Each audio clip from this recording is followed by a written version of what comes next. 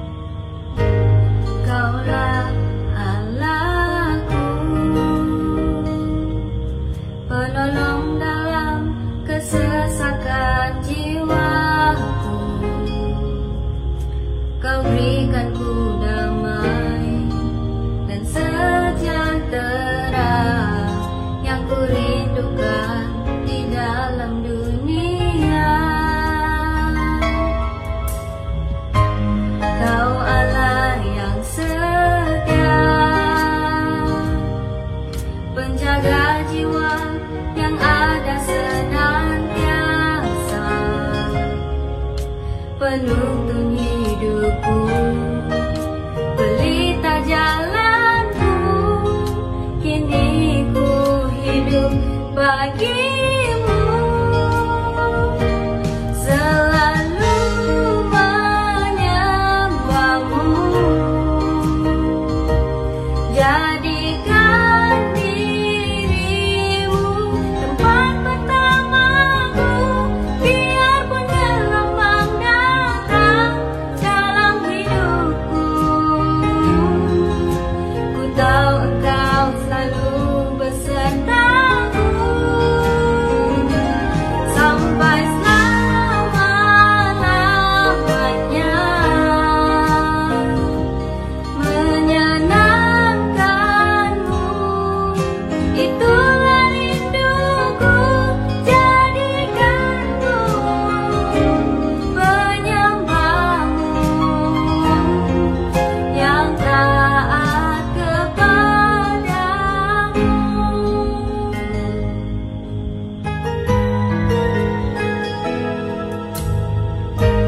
Kaulah Allahku, penolong dalam kesesakan jiwa. Kau berikan ku damai dan sejahtera yang ku rindukan di dalam dunia. Kau Allah yang setia, penjaga jiwa yang ada senantiasa, penuntun hidupku, pelita jalanku. Kini ku hidup bagimu, selalu menyembahmu. Jadikan dirimu tempat pertamaku, biarpun gelombang datang dalam hidupku. Ku tahu Engkau selalu besertaku sampai selama-lamanya. Menyenangkanmu, itulah rinduku. Jadikanku penyembahmu yang taat kepadamu, selalu menyembahmu. Jadikan dirimu tempat pertamaku, biarpun gelombang datang dalam hidupku. Ku tahu Engkau selalu besertaku sampai selama-lamanya. Menyenangkanmu, itulah rinduku. Jadikanku penyembahmu yang taat kepadamu, yang taat kepadamu, yang taat kepadamu.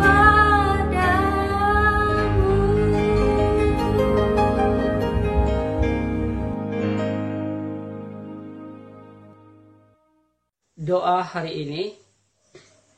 Allah Maha Kuasa, Engkau mengutus Roh Kudus-Mu menjadi kehidupan dan terang gereja-Mu. Bukalah hati kami terhadap kekayaan kasih kurnia-Mu, agar kami menghasilkan buah roh dalam kasih dan sukacita dan damai sejahtera melalui Yesus Kristus Tuhan kami. Amin. 29 ayat yang ke-15 hingga ayat yang ke-28. Kemudian berkatalah Laban kepada Yakub, "Masakan karena engkau adalah sanak saudaraku, engkau bekerja padaku dengan cuma-cuma. Katakanlah padaku apa yang patut menjadi upahmu. Laban mempunyai 2 anak perempuan, yang lebih tua namanya Lea, dan yang lebih muda namanya Rahel. Lea tidak berseri matanya, tetapi Rahel itu elok sikapnya dan cantik parasnya. Yakub cinta kepada Rahel, sebab itu ia berkata, "Aku mahu bekerja padamu selama 7 tahun lamanya untuk mendapat Rahel, anakmu yang lebih muda itu." Sahut Laban, "Lebih baiklah ia kuberikan kepadamu daripada kepada orang lain, maka tinggallah padaku." Jadi bekerjalah Yakub 7 tahun lamanya untuk mendapat Rahel itu. Yang 7 tahun itu dianggapnya seperti beberapa hari saja, karena cintanya kepada Rahel. Sesudah itu berkatalah Yakub kepada Laban, "Berikanlah padaku bakal istriku itu, sebab jangka waktuku telah genap, supaya aku akan kawin dengan dia." Lalu Laban mengundang semua orang ke tempat itu dan mengadakan perjamuan. Tetapi pada waktu malam diambilnya Lea, anaknya, lalu dibawanya kepada Yakub. Maka Yakub pun menghampiri dia. Lagi pula Laban memberi Zilpah, budaknya perempuan, kepada Lea, anaknya itu, menjadi budaknya. Tetapi pada waktu pagi tampaklah bahwa itu Lea. Lalu berkatalah Yakub kepada Laban, "Apakah yang kau perbuat padaku ini? Bukankah untuk mendapatkan Rahel aku bekerja padamu? Mengapa engkau menipu aku?" Jawab Laban, "Tidak biasa berbuat demikian di tempat kami ini, mengawini adiknya lebih dahulu daripada kakaknya. Genapilah dahulu 7 hari perkawinanmu dengan anakku ini. Kemudian anakku yang lain pula akan diberikan padamu sebagai upah. Asal engkau bekerja pula padaku 7 tahun lagi." Maka Yakub berbuat demikian. Ia menggenapi 7 hari perkawinan dengan Lea. Kemudian Laban memberikan Rahel anaknya itu menjadi istrinya. Inilah firman Tuhan. Injil Kudus daripada Tuhan kita Yesus Kristus menurut Matius 13 ayat 44 hingga 52. Perumpamaan tentang harta terpendam dan mutiara yang berharga. Hal kerjaan surga itu seumpama harta yang terpendam di ladang, yang ditemukan orang, lalu dipendamkannya lagi. Oleh sebab sukacitanya pergilah ia menjual seluruh miliknya, lalu membeli ladang itu. Demikian pula hal kerjaan surga itu seumpama seorang pedagang yang mencari mutiara yang indah. Setelah ditemukannya mutiara yang sangat berharga, ia pun pergi menjual seluruh minyaknya, lalu membeli mutiara itu. Perumpamaan tentang pukat. Demikian pula hal kerjaan surga itu seumpama pukat yang dilabuhkan di laut, lalu mengumpulkan berbagai-bagai jenis ikan.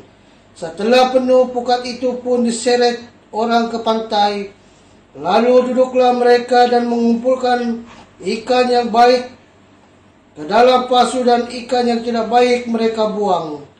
Demikianlah juga pada akhir zaman, malaikat-malaikat akan datang memisahkan orang jahat daripada orang benar, lalu mencampakkan orang jahat ke dalam dapur api. Di sanalah akan mendapat ratapan dan keretakan gigi. Mengertikah kamu semua itu? Mereka menjawab, "Ya, kami mengerti." Maka berkatalah Yesus kepada mereka, "Karena itu setiap ahli Taurat yang menerima pelajaran daripada hal kerjaan surga itu seumpama tuan rumah yang mengeluarkan harta yang baru, yang lama dari perbendaharaannya." Inilah Injil Tuhan.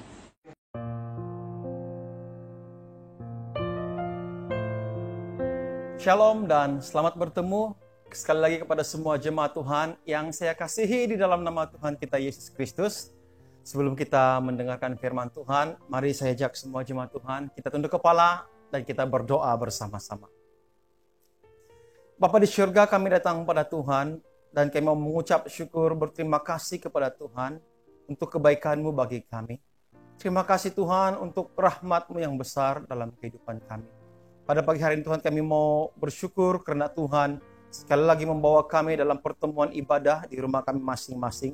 Kami mau berdoa Tuhan, biar Tuhan memberkati secara khusus firman-Mu yang sebentar kami akan pelajari. Urapi hamba-Mu dan bukalah hati kami Tuhan, supaya firman Tuhan yang disampaikan tidak akan kembali dengan sia-sia, tapi akan mengambil tempat dalam hati kami. Terpuji dan termulia nama Engkau Tuhan. Di dalam nama Yesus kami berdoa dan mengucap syukur. Amin.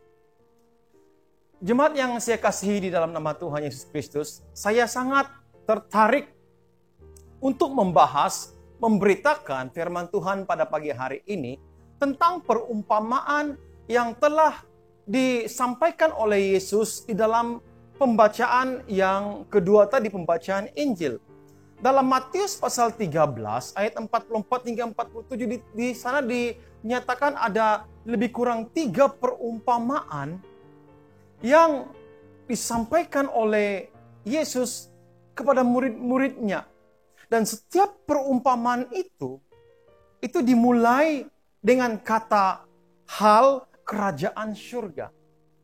Setiap kali Yesus dalam pengajarannya, Yesus seringkali mengungkapkan, bahkan menyampaikan pelajaran-pelajaran itu dalam bentuk perumpamaan. Yang menariknya saudara, di dalam perumpamaan dalam Injil Matius ini, tidak ada Injil lain yang mencatat perumpamaan ini. Itu hanya kita dapat temukan di dalam Injil Matius. Nah, oleh itu saudara, saya ingin mengambil satu tema firman Tuhan pada pagi hari ini yang bertajuk hal kerajaan surga. Itu disampaikan oleh Yesus dalam 3 perumpamaan. Kita akan belajar secara teliti.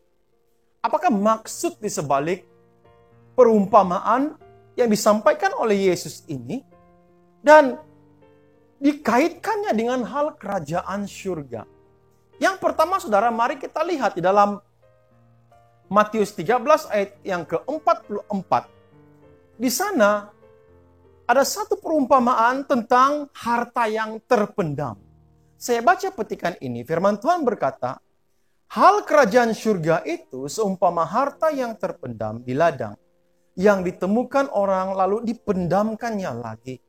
Oleh sebab sukacitanya pergilah ia, menjual seluruh miliknya, lalu membeli ladang itu. Ada beberapa perkara saudara yang dinyatakan di dalam bagian ini. Dan perkara yang pertama, Yesus memberitahu bahwa ada harta yang terpendam. Saya percaya harta ini cukup berharga. Saya percaya harta ini saudara cukup istimewa. Tapi harta ini terpendam. Harta ini seolah-olah terhilang. Sudah begitu lama terpendam dan tidak diketahui. Nah saudara, tentu saudara setuju, dan saya ingin katakan kepada saudara bahwa harta yang terpendam itu merupakan semua manusia yang begitu berharga, yang begitu bernilai di mata Tuhan. Tapi harta itu, manusia itu terpendam. Saudara, kita sebagai harta yang cukup bernilai, kita merupakan harta yang telah hilang. Terpisah hubungan kita dengan Allah akibat daripada dosa dan pelanggaran kita. Saudara, setiap kali Yesus berbicara tentang orang-orang yang terhilang, dia sering menyebutnya sebagai sesuatu yang sangat berharga. Kita mengambil contoh di dalam beberapa perumpamaan di mana Yesus berkata, domba yang hilang, dirham yang hilang, anak yang hilang, itu sesuatu yang berharga. Dan kitalah harta itu. Kitalah yang terhilang itu. Di dalam perumpamaan tadi menjelaskan bahwa harta itu terpendam di ladang. Nah saudara, Yesus pada waktu memberikan perumpamaan, seringkali ladang itu membawa gambaran, membawa maksud dunia ini. Makanya sering kali ladang yang sedang menguning itu dikatakan bahwa penduduk-penduduk atau umat Tuhan yang ada di dunia ini yang telah menguning. Jadi ladang di sini membawa satu gambaran dunia ini. Dan harta itu terpendam, tersembunyi di dunia. Saudara yang saya kasihi di dalam nama Tuhan Yesus Kristus. Kita merupakan harta yang sangat berharga. Manusia merupakan kumpulan ciptaan Tuhan yang sangat berharga. Namun itu terpendam, tersembunyi. Akibat dosa dan pelanggaran-pelanggaran kita. Bukankah itu yang terjadi di Taman Eden? Pada waktu Adam dan Hawa jatuh di dalam dosa, mereka bersembunyi di hadapan Tuhan. Dan Tuhan harus turun untuk mencari manusia. Nah, di dalam perumpamaan ini, saudara, ada seorang dikatakan menemukan harta itu. Orang itu menemukan harta itu di ladang. Siapa orang itu?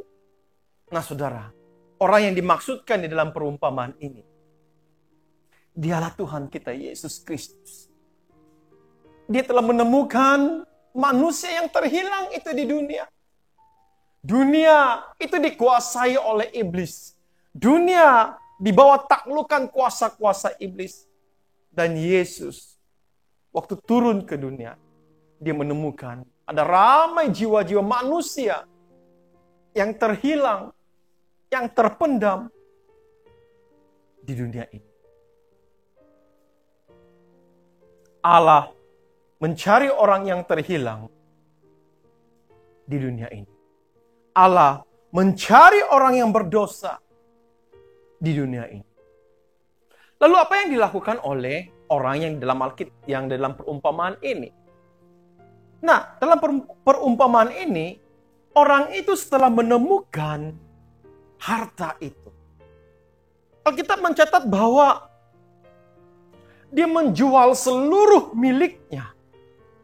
Dan dia membeli ladang itu. Saudara yang saya kasih dalam nama Tuhan Yesus Kristus. Kata pergi dan membeli di dalam petikan ini, saudara, itu memiliki arti mati atau kematian. Makanya dalam perumpamaan ini, Yesus cuma memberitahu bahwa pada waktu dia telah turun ke dunia, dia akan pergi ke kayu salib. Dan Yesus menjual segala sesuatu, nyawanya dan seluruh kehidupannya diserahkannya. Kemudian Tuhan Yesus membeli kita dengan darah yang sangat mahal. Saudara, inilah arti perumpamaan. Makanya saudara yang saya kasihi, hal kerajaan surga seperti yang dinyatakan di dalam perumpamaan ini, itu merupakan satu demonstrasi kasih Allah. Melalui pengorbanan yang dilakukan oleh Yesus untuk membebaskan dan melepaskan kita dari segala dosa-dosa. Perumpamaan ini, saudara, menunjukkan bahwa betapa manusia itu telah terhilang. Terputus hubungan, terpisah daripada Tuhan. Namun Yesus menemukannya. Dan Yesus menyerahkan kehidupan. Seluruh pergi membeli ladang itu. Yesus membeli saudara dan saya dengan harga yang cukup berharga. Cukup sederhana. Cukup indah, bukan demonstrasi kasih Allah itu dalam kehidupan kita. Perumpamaan yang kedua yang kita lihat, yang kita baca di sini, itu tentang mutiara yang berharga. Itu dalam ayat yang 45 hingga ayat 46. Saya baca firman Tuhan berkata demikian. Demikian pula hal kerajaan surga itu seumpama seorang pedagang yang mencari mutiara yang indah. Setelah ditemukannya mutiara yang sangat berharga itu, ia pun pergi menjual seluruh miliknya, lalu membeli mutiara itu. Nah saudara, ada ramai orang yang memberikan persamaan tentang perumpamaan yang pertama tentang harta yang terpendam dan perumpamaan yang kedua tentang mutiara yang berharga. Namun dengar sini baik-baik saudara. Nilai mutiara di sini itu jauh lebih tinggi berbanding dengan nilai harta yang terpendam tadi. Bahkan mutiara yang dinyatakan di sini memiliki harga yang cukup mahal berbanding harta yang terpendam. Mutiara di sini mewakili sesuatu yang kudus. Mutiara di sini merujuk kepada sesuatu yang bersifat rohani, lebih tinggi nilainya. Nah, tidak diragukan saudara bahwa mutiara yang dinyatakan di dalam perumpamaan ini merujuk kepada firman Allah. Namun dengar sini baik-baik saudara. Di dalam Injil Yohanes pasal yang pertama itu memberitahu kita bahwa firman Tuhan itu telah menjelma menjadi manusia. Maka firman Tuhan itu, mutiara itu merupakan Yesus Kristus sendiri. Yesus merupakan mutiara yang sangat berharga, tidak tertandingi nilainya. Yesuslah mutiara itu. Lalu apa yang dikatakan oleh Alkitab, saudara? Dalam Alkitab, perumpamaan ini mencatat bahwa ada seorang pedagang yang mencari mutiara itu. Saudara, pedagang yang dimaksudkan di sini itu merupakan saudara dan saya ataupun manusia yang berada di bumi ini. Diam di bumi ini, di dalam dunia ini ada ramai orang yang mencari Yesus. Di dalam dunia ini ada ramai orang yang berkata, aku haus akan Tuhan. Bahkan saya yakin percaya saudara, pada waktu PKP ini, saya mendengar ada ramai yang berkata, kami sudah rindu untuk beribadah kepada Tuhan. Kami haus akan Tuhan. Kami haus mencari Tuhan. Saudara dengar sini baik-baik. Pedagang di dalam perumpamaan ini, untuk memperoleh mutiara itu, dia harus menjual segala sesuatu miliknya untuk memperoleh mutiara yang berharga. Ada sesuatu harga yang harus dibayar. Ada sesuatu yang harus dikorbankan untuk memperoleh mutiara yang sangat berharga. Mutiara ini menuntut pengorbanan. Jika kita tidak mengorbankan segala sesuatu di dalam kehidupan kita, maka kita akan tidak dapat apa yang dikatakan mutiara yang menggambarkan Yesus. Kalau kita tidak dapat mengorbankan seluruh kehidupan kita untuk Tuhan, kita tidak akan dapat. Kita tidak akan memperolehnya. Saudara yang saya kasih, ada 3 pertanyaan yang saya ingin sampaikan kepada semua jemaat Tuhan. Yang pertama, seberapa tinggikah nilai mutiara atau Yesus ini bagi Anda?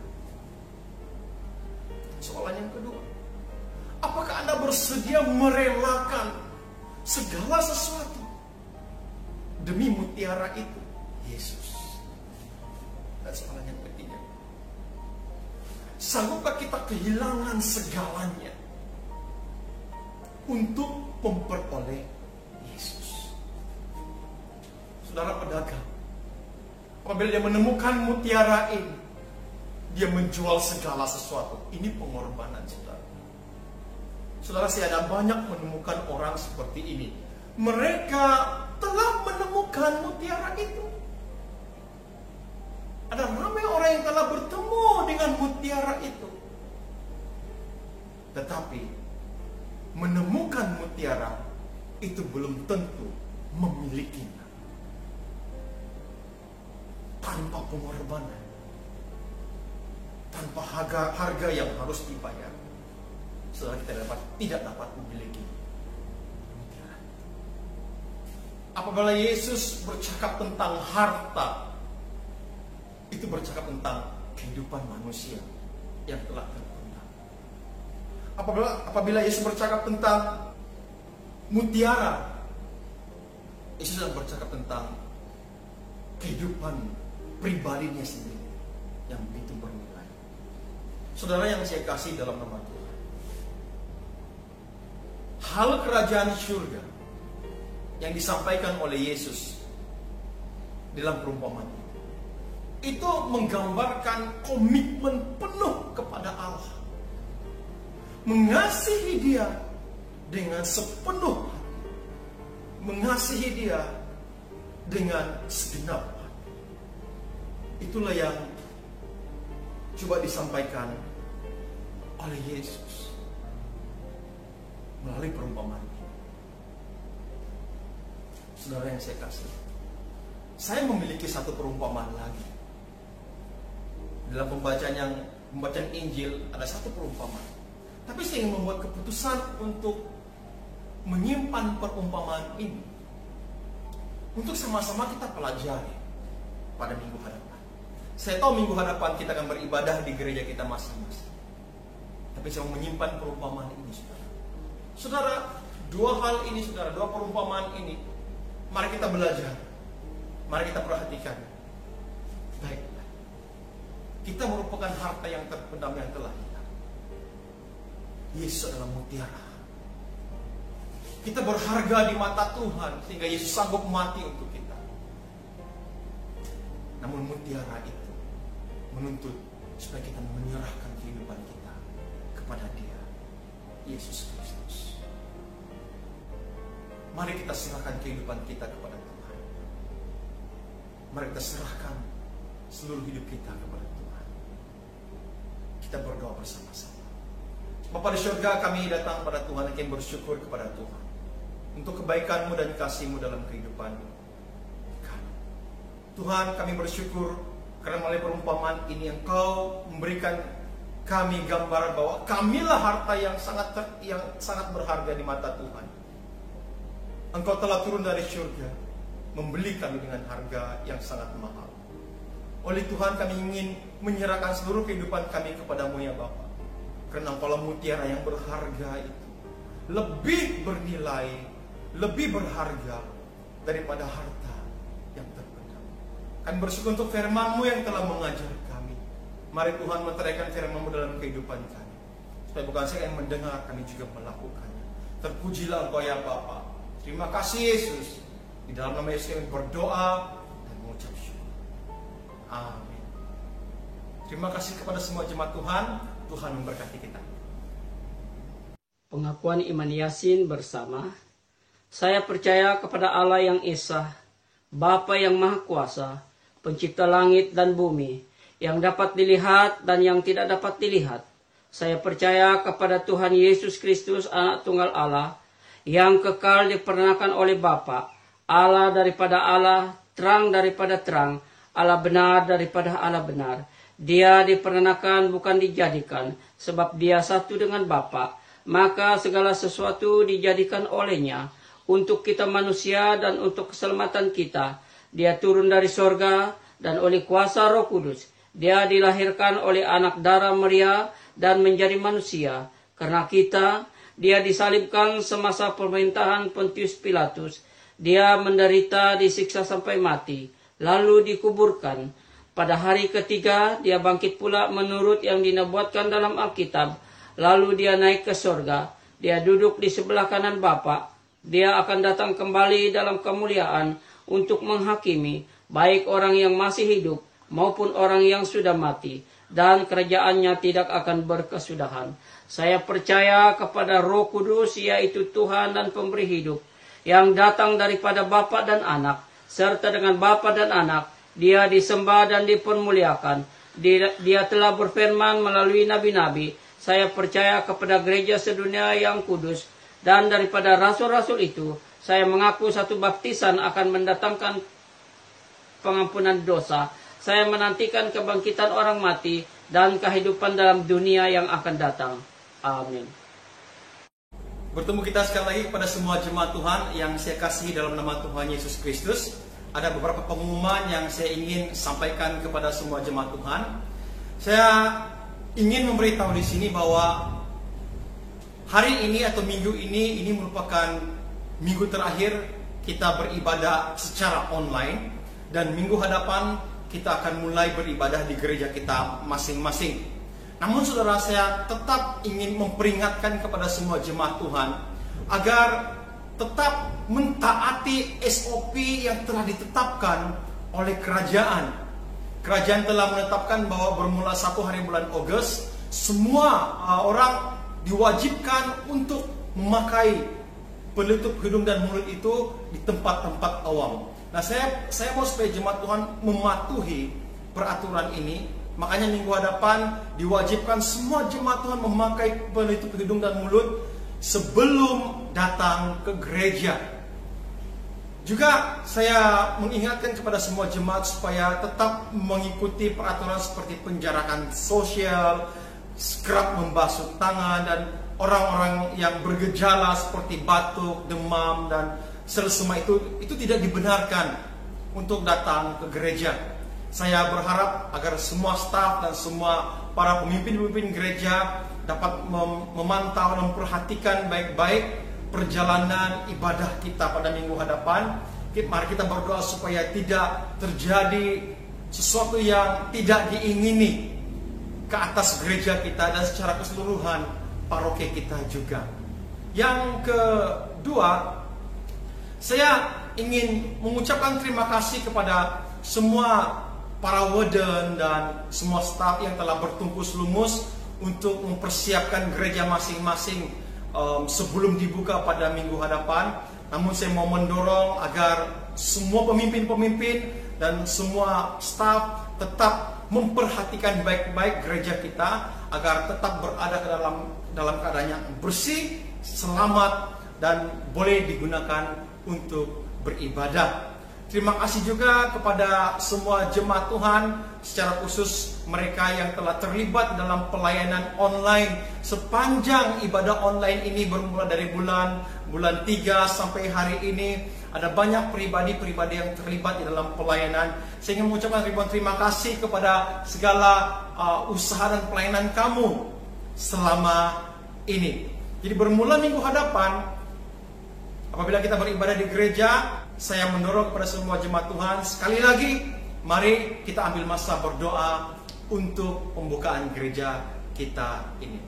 Terima kasih kepada semua jemaat Tuhan karena yang telah berbakti pada pagi hari ini. Tuhan memberkati kita. Kita berdoa sebagai kita dalam doa. Bapa kami di surga yang kami sembah dan kenal dalam nama anak Yesus Kristus yang sudah menjadi Tuhan dan Yesus selamat kami. Saat ini Tuhan, kami mau bersyukur untuk segala penyertaan penjagaan-Mu dalam kehidupan kami Tuhan. Sepanjang beberapa bulan ini kami tidak dapat beribadah di dalam gereja. Namun ini Tuhan, doa kami Tuhan bahwa 2 hari bulan 8 kami mulai beribadah di gereja ya Tuhan. Tuhan, kiranya Kau sertai semua anak-anak-Mu Tuhan dalam persiapan, dalam pematuhan SOP, agar semuanya dapat berjalan dengan lancar ya Tuhan. Tuhan, kami berdoa Tuhan untuk minggu pertama di dalam kebaktian selepas PKP ini, biar semua yang dilakukan, semua yang diperlukan Tuhan dapat kami laksanakan dengan hati yang sungguh-sungguh, dan semua itu akan dapat dipenuhi di dalam konteks kebaktian di dalam SOP-nya Tuhan. Tuhan, pada saat ini juga kami berdoa untuk hamba-hamba-Mu, anak-anak-Mu yang lain Tuhan, yang tidak dapat terserta di dalam ibadah di gereja Tuhan. Kiranya Engkau terus lawati mereka walaupun di mana mereka berada ya Tuhan. Kiranya kerinduan mereka juga Tuhan akan terlihat, akan dirasakan di dalam Engkau ya Tuhan. Tuhan, kami serahkan seluruh kebaktian kami dalam dari sisi Tuhan, dalam tangan-Mu. Ya, dalam norma baru ini Tuhan, kami juga akan diperbaharui dengan cara yang baru. Kami juga akan terus diberkati ya Tuhan. Juga kami berdoa untuk segala halangan, segala kesulitan, dan semua itu akan dapat kami atasi, akan dapat kami lewati ya Tuhan dengan penuh kekuatan daripada Engkau Tuhan. Kami serahkan semua doa ini dalam tangan-Mu, dalam nama Tuhan Yesus, dan berdoa dan bersyukur. Amin. Jemaat Tuhan, marilah kita terima berkat daripada Tuhan kita Yesus Kristus. Sentosa Allah yang melebihi pengertian manusia, memeliharakan hati dan jiwa kamu di dalam pengetahuan dan kasih Allah dan anaknya Yesus Kristus Tuhan kita.